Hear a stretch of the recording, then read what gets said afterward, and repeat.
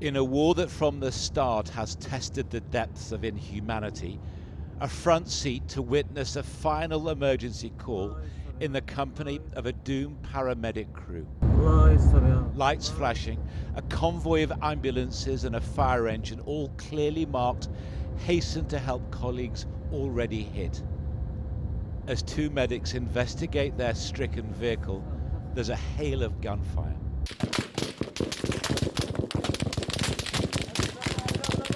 By the time the shooting stops, there will be at least 15 dead, including a paramedic named Rifat, on whose phone, retrieved from his body, this last testament was recorded. He begs his mother for forgiveness.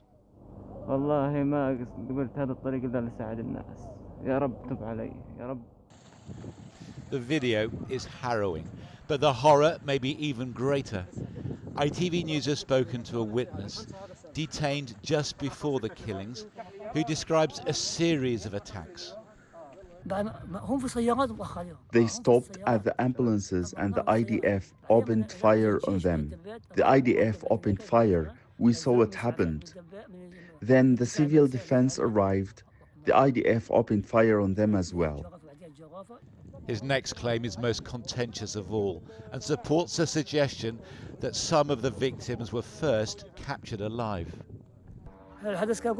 They pulled the medics from the ambulances.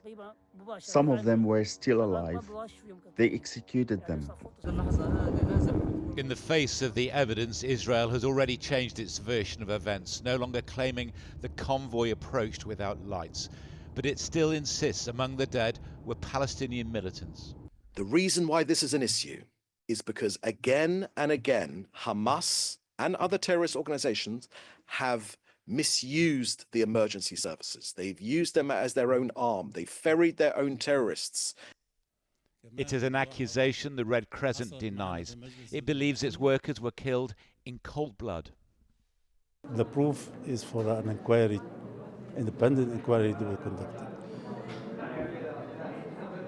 There was a dialogue in Hebrew between the soldiers and our members. So they were controlled. They were under control. Thank you. So some were detained and still they died? Yes. This is the answer. After the video was screened to Red Crescent staff today, there were plentiful tears. What they want now is a justice they say is all too rare. John Ray, ITV News on the West Bank. John Ray, News at 10 on the West Bank. Let's go to John in Tel Aviv now. John, what is the Israeli position on this? Well, tonight the Israeli government is saying that it will share the results of what it calls its in-depth investigation with the public shortly, though you can be sure from what they've already said, this will not be the kind of investigation, nor indeed the outcome that the Palestinian Red Crescent is demanding, nothing short of totally independent scrutiny for them.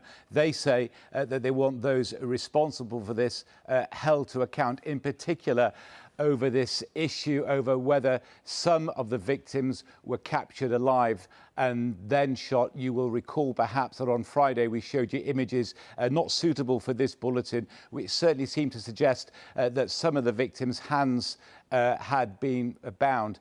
Lou, Israel says time and again that it doesn't commit war crimes. It says time and again that it doesn't attack civilians, yet the great bulk of victims in this war have been civilians. It says it doesn't attack paramedics either, and yet the Red Crescent told us today that now 40 plus members of their staff have died trying to save other lives.